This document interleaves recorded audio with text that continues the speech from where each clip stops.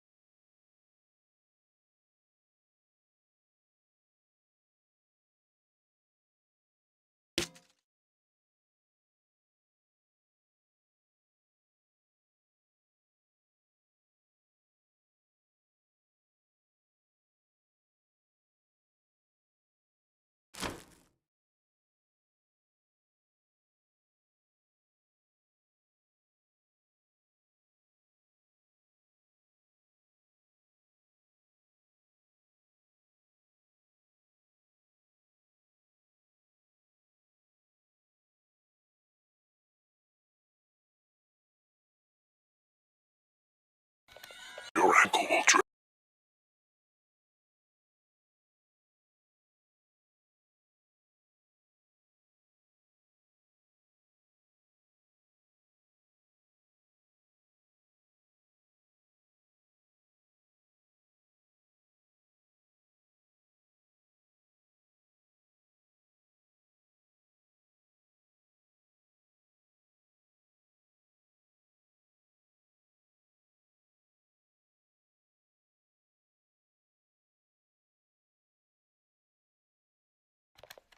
Be dead. It can uninterrupted time here, or you may leave whenever you like.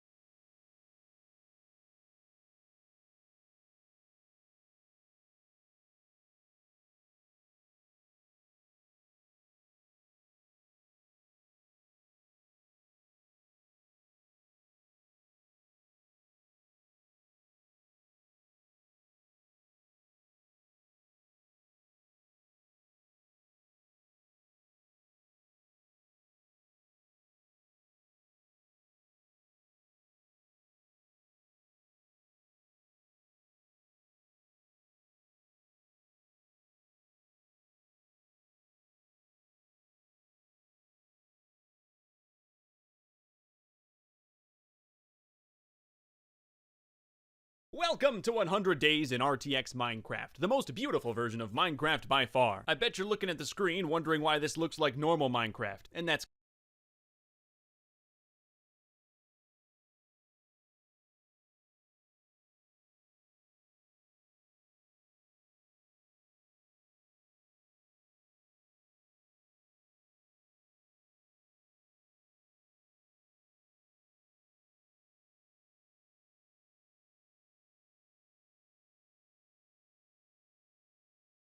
because it is. Let me go change. This is RTX Minecraft. Little more notable, don't you think? Well, nowhere near as notable as you if you hit that subscribe button, that's all I'm saying. I'm gonna explain RTX as simply as I can. It makes your game look pretty. Look at it. It's pretty. It's also very much in beta. You'll notice certain textures in this video just didn't load. Whatever. We'll get used to it. There's also some white debug text on the top of the screen that I can't get rid of, so I'll just make this footage a little more cinematic. But yeah, it's a pretty simple concept. I'm just gonna be surviving 100 days in RTX Minecraft and dealing with all the problems that I'll find along the way. And the first problem I ran into on day 1 was darkness. The light in RTX is beautiful, but you can't have beautiful light without intense dark. And it gets intense. So I just rode around in a boat all night until I saw the most beautiful Minecraft sunrise I've probably ever seen. Like the West Coast, this land is beautiful, but I am homeless. Luckily, I found a nice village of people to steal from. It's not a crime out here. Oh yeah, look at that farm. Must be organic. I still don't have a home or any land. I kinda just got lost in the world. Everything's so nice to look at. Enjoy that sunset though, cause once it goes down, you're in the dark. I was drawn to this ruined nether portal mostly because it's the only thing I can see out here. I have a nice capture card, so the footage you're seeing is actually a little lighter than what I was playing. It's so dark. But now it's the morning of day 3 and I can now see it's time to actually play this game. Torches are useless. Look at how little that lights up. I can't see anything. Nothing. I didn't have to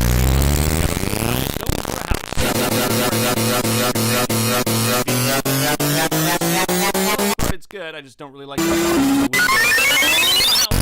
No. Provide some atmosphere. Got the roof on day 4. Small little cottage. I keep it warm with the heat of my melting rapid cars. Sorry, Matt. Global warming's my fault.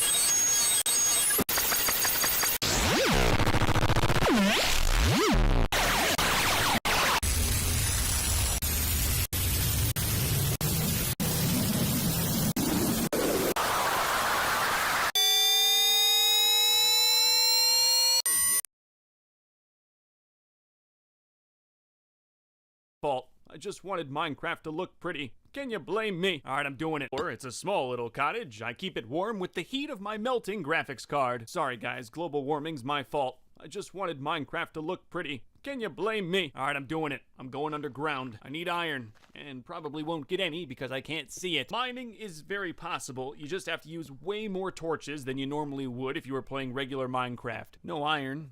But it looks pretty, I guess. I was mostly down there for cobblestone. I can't see anything at night, so I needed a wall. A wall's a very simple way to ensure your safety, and with RTX, even cobblestone looks decent. I'm gonna complain a lot about the darkness in this video, but like I said before, the beauty of the light comes from the darkness. Went back to mining day 6 and got absolutely nothing. You might notice some copper there, but that's nothing! I bet Minecraft cries every night knowing that no one loves copper. I mined all day, used about 1 billion torches, got all the way to deep slate, but still not one iron. I do gotta say that deep slate's like weirdly shiny. You can see here where the shine just kind of stops. It's in beta. It's fun to point out weird things. Big brain here, day 7 after getting all the way to bedrock, I destroyed every other torch. It may look super dark, but from a gameplay perspective, it's enough light where monsters won't spawn. I'm safe. However, to be absolutely sure of my safety, I increased the size of my wall. Got some trees in too. They look real nice with a few torches. I have to light my house with torches. I'm using the entire country's electricity just to play this game. Alright, I'm done making my own mine.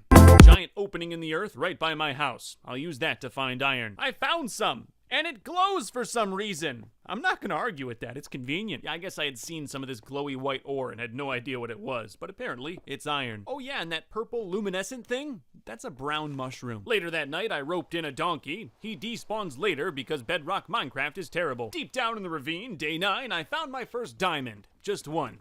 That's my luck. It's hard to navigate down here. With how reflective deep slate is for some reason, it's like a hall of mirrors. Add a little water in the mix, and with the darkness, sometimes I have no idea what's real and not. Look at this, and tell me that that's not absolutely disorienting. Got about as much iron as I could and left with my life, then started playing with the weird shadows. Full iron armor. I love how my skin looks in that. And now it's broken. I took a little break between day 9 and 10, and now I can't see anything except a little bit of torchlight. Removing RTX seems to fix the problem, so it's definitely something with that. But I can't play Minecraft like this. I feel sick just looking at it. Well, got it working, but now my skin is black.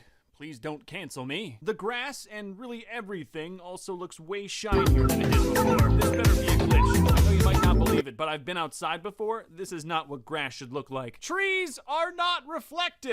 Don't worry, it all gets fixed tomorrow, but just look at how ridiculous that looks. It's hilarious that I'll soon be blinded. Despite not being able to see very well, that night I found myself a zombie villager. I abducted him with I'm not having much nearby. I might have some luck that a block of gold, something that is notably shiny, is just dull. This is why I only ever play vanilla. Despising the texture of gold is not the only thing I did on day lightning rods so my wood house doesn't burn down, and then realized there's evening shadows at high noon. That's just unsettling. Now that I look at it, all the shadows are going in different directions. That's funky. I upgraded my storage. It's not much. I don't have many items, but I like it. It's cute. This is my house lit with one lantern. It's not lit at all. This is the same lighting with no RTX ray tracing. The whole place is lit completely. Tried to go to bed that night. Took me about a solid minute just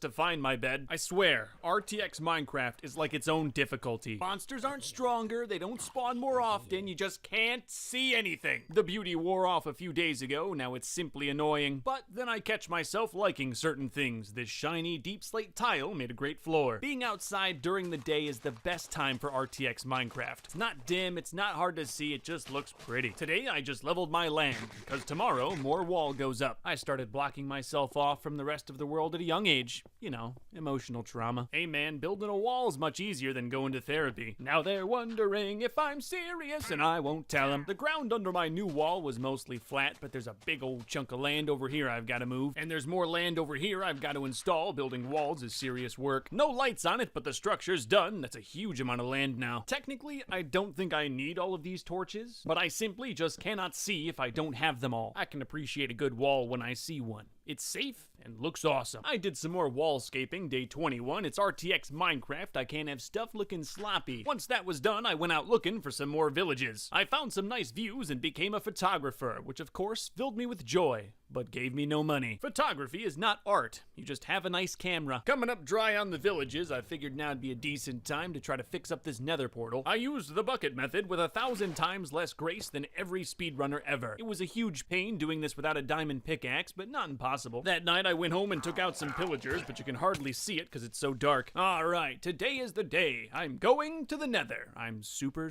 nervous. It's so dark! And why are there so many particles? I was marveling at the insanity of the darkness when I was attacked by a full-grown magma cube. I could hardly even see them. They super nervous. It's so dark!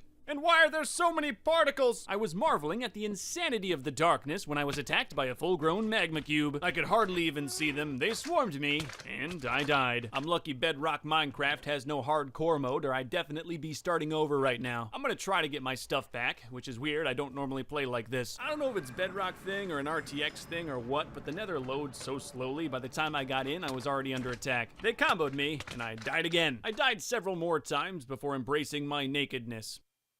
Man, I kinda wish I was dead forever. Mining with a stone pick is just terrible. I stumbled upon an absolutely giant cave, which would normally be an awesome thing. I've got 10 torches down. I can't see anything. I'm only a quarter done with this video, and I'm just done with digging. I don't want to do it. I have to use all this coal just to light up the area to find more coal. It's torturous. I'm just low on everything. I'm hungry. I don't know if you knew this about Minecraft, but dying sucks. These are all reasons I just really want to find a village. It's the only way to get powerful gear without going underground. Found nothing, day 27, except some beautiful views. I will say one nice thing about Bedrock Minecraft is animals will just randomly spawn, so I don't think I'll ever truly go hungry. More exploring. Ooh. That's nice.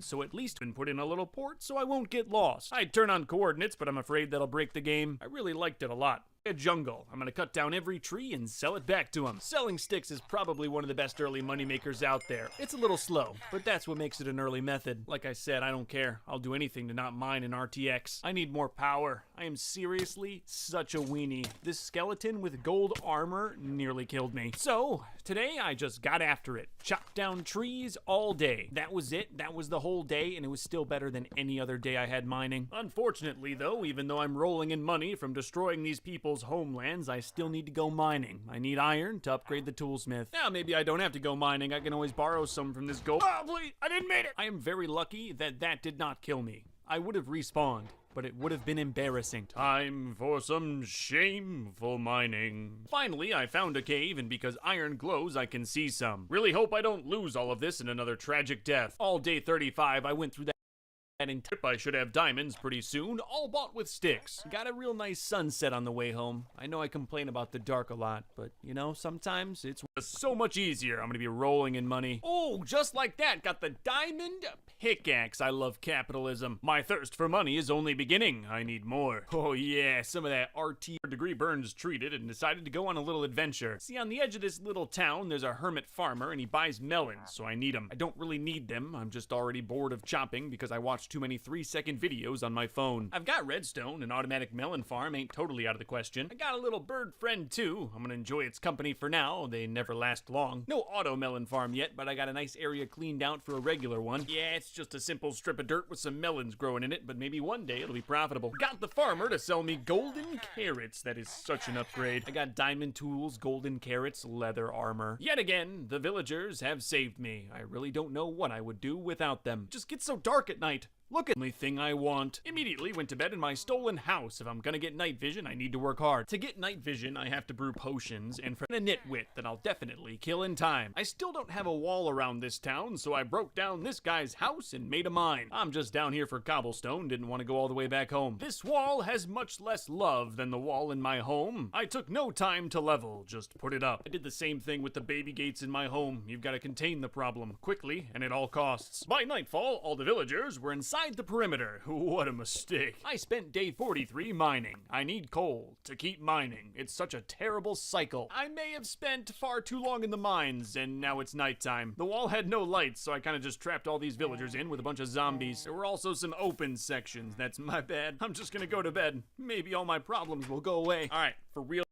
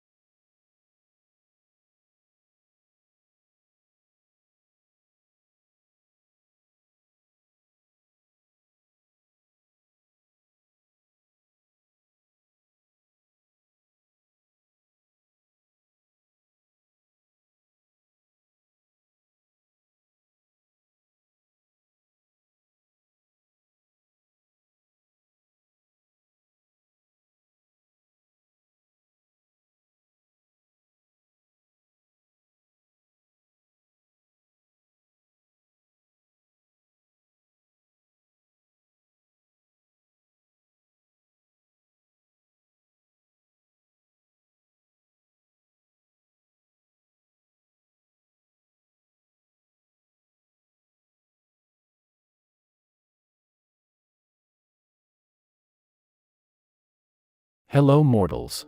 It's easy to imagine the world revolving around humanity.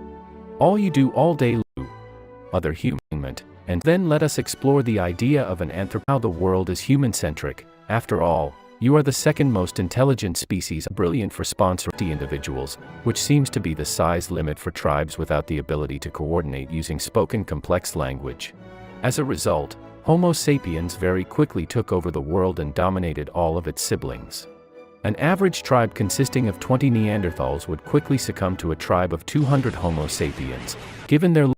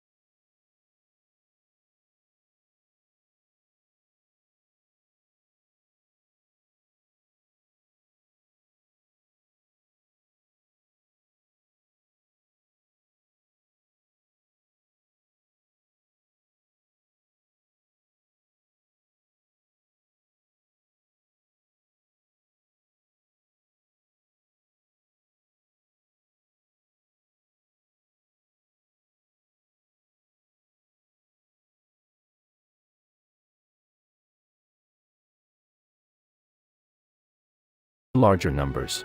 And we know that even modern humans are prone to committing genocide over ideological differences. Having encountered other species of humans might have resulted in some catastrophic fratricide. But now that's all in the past, and the early blood on the sapiens' hands has been washed away by the passage of time. And ever since then, for the past 40,000 years, Homo sapiens have crowned themselves as kings of Earth, forgetting they were ever anything but alone. As humanity has made leaps and bounds in understanding the greater world, it still cannot shake off the egotism of what appears to be a universe almost entirely made for humans. To assess this statement, we will have to explore the place of humanity within nature and the wider universe. First, let's see why someone would even claim that the world is fine-tuned for the existence of intelligent life and specifically humanity. Our Sun is a yellow dwarf star that is 4.6 billion years old. This is important because, at this age and mass, the Sun is a moderately active star, being far calmer than the early Sun, which was quite violent, while also unlike the lumbering red giant that will swallow Mercury and Venus in around 7 billion years from now. Even so, life on Earth has faced countless grazing hits and lucky dodges by coronal mass ejections from our lovely, moderate Sun. So much for fine-tuned. Besides existing at the right time, the Earth is situated in the right place for life to take advantage of this time. The Goldilocks zone is the distance from its host star where a planet is not too hot nor too cold for liquid water to exist, presumably a condition for life. The solar system itself must also be far enough away from any erratic star-going nova that could fry the fragile little ecology of Earth. Speaking of ecology, even if the aforementioned conditions are met and some form of life occurred, that is not a guarantee that an intelligent species would arise. Simple single-cellular life occurred on Earth approximately 4 billion years ago. It then took 2.5 billion years for multicellular life to develop. The rate of evolution began to pick up until 580 million years ago when the Cambrian explosion occurred. The entire diversity of the current biosphere occurred in a mere 500 million years. Modern humans form only 300,000 years out of those 500 million. The conditions for life had to be just right to allow for billions of years of evolution that eventually, in minimal time, allowed for the intelligent Ooga Boogas to take nature by storm. This is not even to mention the even more monumental coincidences of the laws of physics that allowed the universe to exist in the first place. The density of the universe in the beginning needed to be just big enough to not cause the universe to collapse into a big crunch, and just small enough to not have it catastrophically inflated. Baryonic matter and some estimates of dark matter account for about 30% of this ideal density, with the rest being attributed to a cosmological constant. Strangely enough, the value for this constant is about 120 orders of magnitude lower than predicted by particle physics. That's a pretty bad prediction, but we're working on it. The dimensionless physical constants that regulate the four fundamental interactions in the universe appear to be finely adjusted to allow the formation of matter as we know it and the emergence of life. For example, a minor increase in the strength of the strong interaction would change all hydrogen in the early universe to helium, as would an increase in the weak interaction. This would prevent the existence of water and stable stars, both crucial for life as we understand it. Even small changes in the relative strengths of these fundamental interactions could drastically alter the universe's age, structure, and ability to support life. Taking all these coincidences into consideration, the universe does seem rather predisposed to life existing. So does that validate the claim for anthropocentrism? No. Welcome the anthropic principle. All those seeming coincidences can be explained by it, also known as the observation selection effect. There are several variants of this explanation, but they can be generalized into two, the weak and the strong anthropic principle. The weak is, as Braden Carter argues, a survivorship bias. If the universe were not fine-tuned, we would not exist to observe the fine-tuning. We notice our luck because we were lucky to notice it. If, for example, the cosmological constant wasn't what it is, there'd be no humanity to measure it and no universe for that matter. This is not very scientifically useful, however. As an example, the cosmological constant wasn't what it is, there'd be no humanity to measure it and no universe for that matter. This is not very scientifically useful, however, as it is a truism, a statement so obvious that it needs no backing. Things exist because otherwise, they wouldn't exist, you don't say. But it's still a useful tool to debunk biased human arguments. Then there is the strong anthropic principle. It suggests that the universe's physical laws and constants must be such that life will necessarily develop within it at some point. It goes beyond stating mere correlation, as the weak anthropic principle does, and posits that life is a necessary aspect of the universe. Therefore, the existence of observers like you and me shapes the fundamental structure of the universe, implying that the universe was somehow designed or generated with the goal of producing and sustaining observers. The different SAP arguments differ in how they justify where this necessity comes from, though a common one is quantum physics and that conscious observation of reality collapses the wave function and thus shapes the fate of the universe. Important to note that this is not the consensus on how the observer effect works. The current understanding is that observation doesn't necessitate a conscious observer, it can be any interaction with another quantum system that causes wave function collapse. Sound